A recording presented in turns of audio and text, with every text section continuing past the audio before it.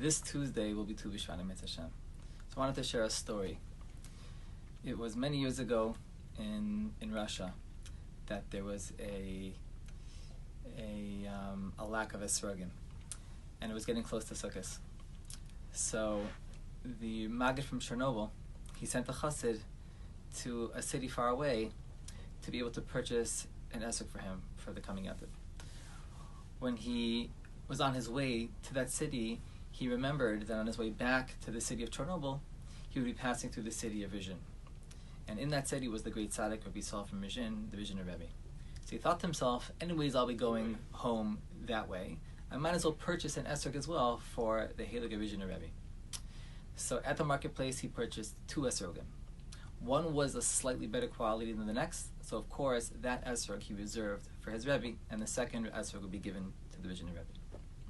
On his way to the city of Rizhin, he looked back in his bag, and he saw that the esrog which he had reserved for the Rizhin Rebbe seemed to have become more beautiful. It was a nicer esrog than it was when he purchased it.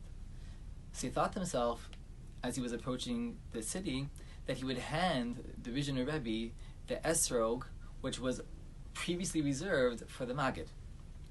So when he came to the Rizhin Rebbe, he handed him the esrog of the Maggid from Chernobyl. When the Rizhiner took the esrog in his hand, he looked at it and he said, "Is this my esrog?" So right away the chassid remembered and he understood that the Rebbe was onto it. So he went back into his bag and handed it to the Rizhiner the original esrog he reserved for him, which is at this point the nicer esrog. When he returned home to the city of Chernobyl, and he handed the Maggid from Chernobyl that esrog, which was reserved for the Maggid took the esrog in his hand, and he had said, "Who laid hands on this esrog?" He was able to be margish, of course, that the holy hands of the Rizhiner were on that esrog. So the chassid had to explain the whole story to the Maggid. "Rebbe, I had reserved a different esrog for you," and the whole story. So the Maggid told the chassid, "Let me explain to you what happened. Every Tu Bishvat, HaKadosh Baruch Hu is Geyser, and he determines which esrog a person will have for the coming Yantiv of Sukkot. And when you handed the Rizhiner my esrog, which is of inferior quality, he made a cheshbon and nefesh right away. And he said to himself, what aveir may I have done, which may have caused that I shouldn't be deserving of an esrog, which is what he had expected to have. And after making that cheshbon hanefesh, he couldn't think of anything which he had done. So he knew right away that this wasn't his esrog. And that's how the Rizhiner was able to understand what had happened. This was the Maggid's explanation of the story. Now there's many lessons to be learned from this story. Perhaps one lesson which we can take from here is that we're going to be sitting in Mirz Hashem by the Tu Bishvat Tish with all types of peros, all types of fruits. And these fruits, without a doubt, have come from many different countries and places throughout the world. Whether it's from Chile, or from Spain, or from Mexico, or from California, wherever it is from Eretz Yisrael.